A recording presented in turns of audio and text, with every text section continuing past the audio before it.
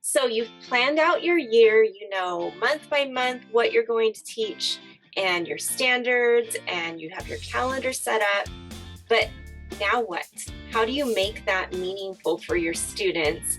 And how do you take what the district has given you, the curriculum, the textbooks, and make it work for your kids? Because, you know, we know that that's not always the case if we go page by page.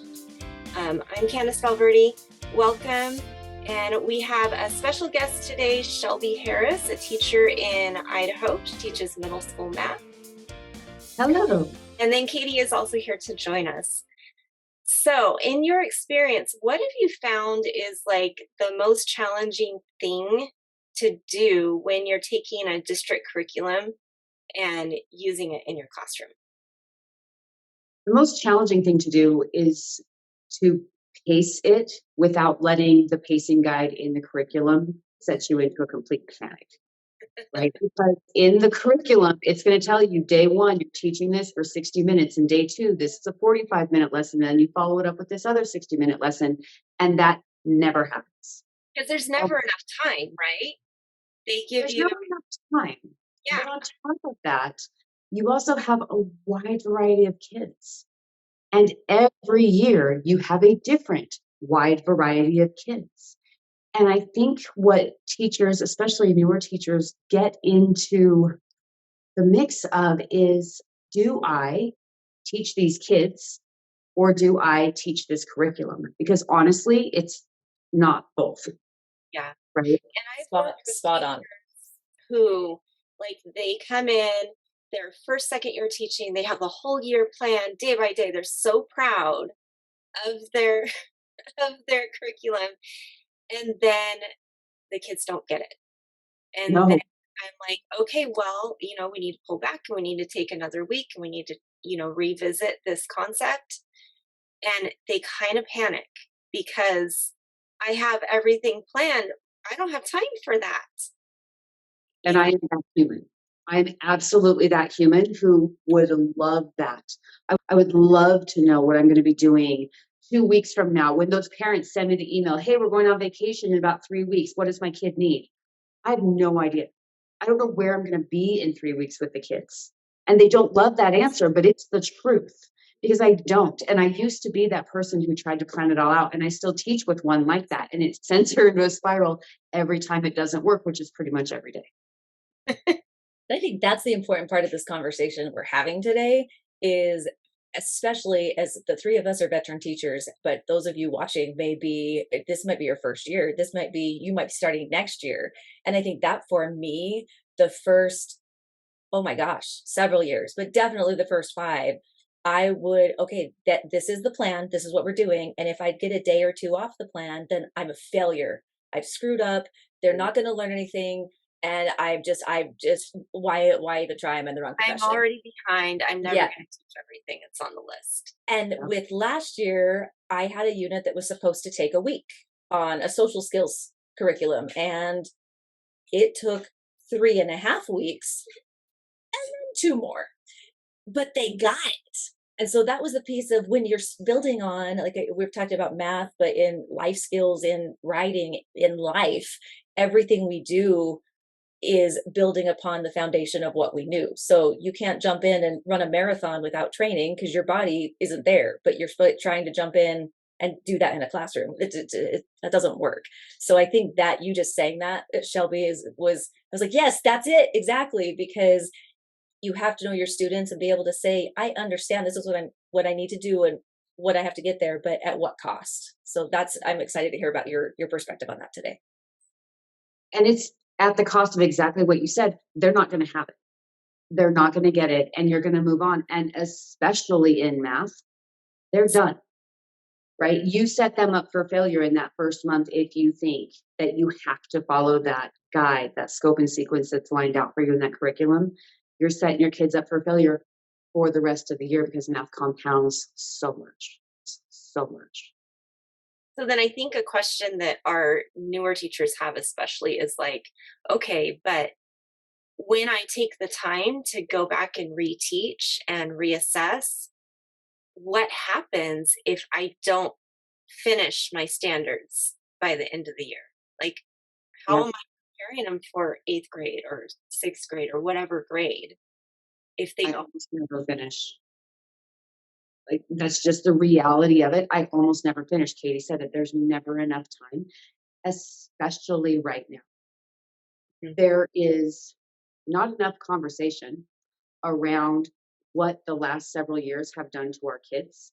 Absolutely. They are so broken, and we're looking at another 3 to 4 years at least of kids who are broken to some degree and have missed something here or there. And it means you don't get to finish. So what I have to do is the units, and I have to think seventh to eighth grade, sixth to seventh grade, and I have to know, first of all, you have to know your vertical alignment. You have to know what they're coming to you with in theory and where they're headed so that you can say, okay, here's what I have in this year. Here are the content pieces that if we just skim the surface of and they get a kind of a surface level look at these skills, they can survive next year. The Mm. stuff that they cannot go on without, right? Seventh grade, proportional relationships, rational numbers, the things that they cannot move forward in math without, I sit and I dig and I dig and I dig until they get there. And then we get to something like circles. If they don't leave seventh grade knowing pi r squared in their head, fine. They will live, they can Google it, right? So that foundational stuff is where I stick. Yeah, and I think that kind of goes back to, I know a lot of districts use certain terminology like power standards or focus standards or essential, or it's all the same idea, right? You look at what are the heavy hitters within your content area that they cannot live without in the next grade level, and you focus on those first and then fit the other ones in as you are able. And it's the sad truth. And it's something that I feel like teachers are ashamed to admit, Mhm. but we have to get past that. We have to get over that stigma because the kids are not okay at the end of the day, and we need them to be. So we do need to focus on those most important pieces first. I mean, and not just first, I put the other stuff kind of in between because I can't sit and dig on them for months and months and months at a time and then do all the fluff at the end of the year. That's not good for kids either. So I do try to get hard and heavy with them on a unit and then bring another unit in that it's like, okay, surface level is going to be okay on that, and then go hard again. Right. Yeah, and I like that rotation between that like heavy lifting stuff and the easier to handle and feel successful with, Mm. because otherwise your kids are just going to be defeated as the year goes on. But again, when you've got that scope and sequence staring you in the face, You feel defeated. where they feel the autonomy to have that power over them, right? Mhm. And that's what I think we're not giving teachers enough autonomy, enough empowerment to know I can pick up this book and use it for my kids, Mhm. right? Not just teach from it and follow it, but really, what can this do for my kids? How can I make this work to make their year successful? Right. It's And to key. pick and choose those pieces. I know, like Yeah. with math, it's a little bit different, but I teach ELA mainly. And with that, like our textbook is just collections of stories or excerpts. So then you just pick the pieces that you know the kids are going to connect to and they're going to be interested in. And you use those to practice the standards and to teach what you're going, the concepts. And it's okay to do that. You don't have to go through every single story. If you do that, you're just going to wear your kids out. It's more content than there is time for in the year. Mhm. All the Always. time. And they got to get out of that headspace of I have to finish this book this year. And that's the conversation that I was excited about today, is the headspace of empowerment, of the last 2 or 3 years, we have to talk about it. It is not anything like anyone has ever been a part of before. I don't care if you were in school in the 70s or if you taught in the 90s, it's different. And having that conversation of it's just different. And to own that, I think that conversation earlier when you mentioned just that shame that comes with that, even as a veteran teacher, I'm starting my 21st year and I still have this, what if I don't, what if I don't, what if I don't, and it loses the the integrity of everything else, of those relationships I want to build with students. That ultimately, like everything you're saying, is across the board, whether you teach special education and adults like I do, or you teach middle school, or whether you teach preschool, or whether you just have your own kids and you are with people. It's a people business. And with people, there is a guideline, but you don't have a here's how to be a teacher guidebook. You have training, but when those people are in front of you, and you're looking at 5, 10, 15, 20, 40, 42 students, and you are supposed to, did you feel the stress, by the way, as that went up? That's that's the point, is Crazy the number. but it's, and those are the expectations of, here's the curriculum, here's the students, here you go Yeah. for it. And stopping and saying, you know what, hold on, I'm with these students more than I'm with my own kids. They need to know I care about them and that I love them and I know them. And that's what you were talking about earlier, Shelby, of just knowing your kids, knowing when to speed up, slow down, give the heavy, give the light, and not be so driven on that plan that is important. Don't get me wrong, you need to plan, you need to have things dialed out. There's a scope and sequence for a reason. You have to have that plan, but to not be scared of going, you know what, we're going to do a little plot twist today and we're going to go off the map just a little bit because you need to see the view that's over here and not what's in front of us for this to catch. And I think that you nailed that. So I just got really excited. Sorry. And I think that understanding, especially in secondary or even in elementary when they do groupings and the kids are at different levels, but in our secondary classrooms where we have 5 or 6 different periods of kids, then they may not be on the same page every day because they have completely different needs. And that's okay. That's something that, it's a little stressful because one class is starting this story and one class is finishing this and one class is working on essays or whatever, but that's what those classes need. And the kids are going to be more appreciative because they know that you're paying attention to what they need.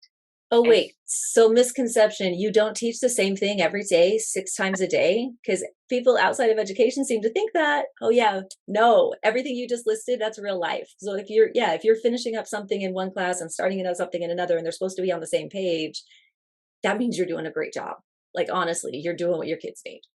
yeah, it's like, what is that commercial where they're like, imagine you're a teacher and you have a meeting 5 times during the day. And yeah, that's not how it works.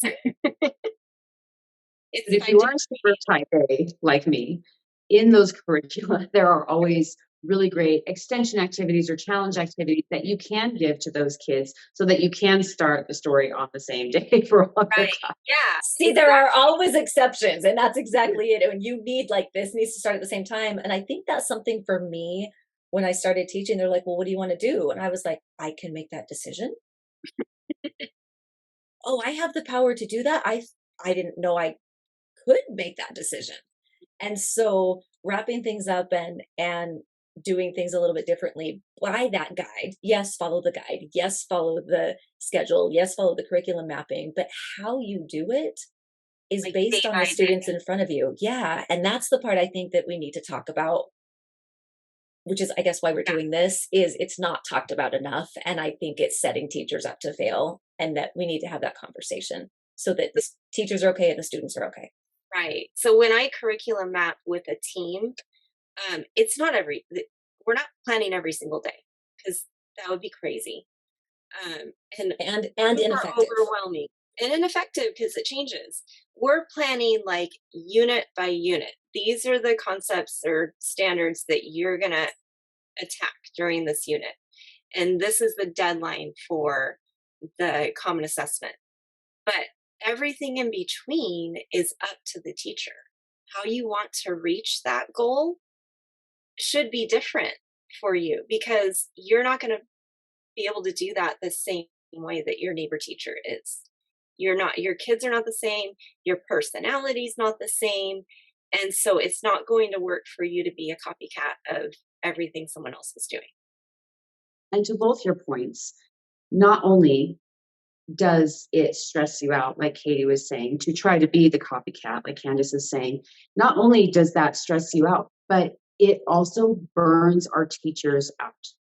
Because you're constantly feeling, if you're not keeping up with your scope and sequence, if you're not looking just like the teacher next door or on the same page as that teacher, you're constantly feeling less than, rather than sitting with yourself, deciding how you want to attack it, what would be best for your kids, what matches your environment, and doing it your way. That's empowering, and that lights you up, right? That comparison game that we do, all that does is send you into a shame spiral, make you feel like you're never enough, and it gets teachers out of teaching who could actually do amazing things for kids if they would just figure out who they are as an educator. Yeah, definitely. Insert what we're doing here. Insert FLAIR. Everything you just said. I want to hug you, but you're like 900 miles away. All of that. Yes. Yeah, exactly. That's what we're doing here is it's okay to be different, and the kids embrace that, and we need to embrace that as colleagues, that it's okay for us to do things in a different way.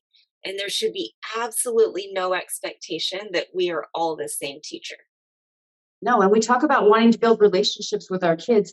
Kids see through you in a second. And if Yeah, all you're trying to do is copy and mimic what everybody else is doing, you are not going to have a relationship with those kids. They're going to call you a fraud, and they're going to turn their back on you. they If you will want call to you build a out. relationship, you have to teach from your authentic heart and your authentic self. Then you can start building relationships with your kids. Yeah, exactly. And especially our middle school kids, they will call you out in an instant. Oh, Why I'm are you doing what Miss Whatever did? We did that last week with her or last year. And they know you're not being genuine and authentic, and they're not going to trust you, right? Right. They're not going to want to build a relationship with you because you're going to come off as fake. When you're trying to stand and deliver just the same way somebody else does, or in just this timeline, it doesn't come off genuine. And they will not trust you and want to be engaging with you and Right. building that relationship. Yeah. Right. So what I'm hearing is embrace who you are.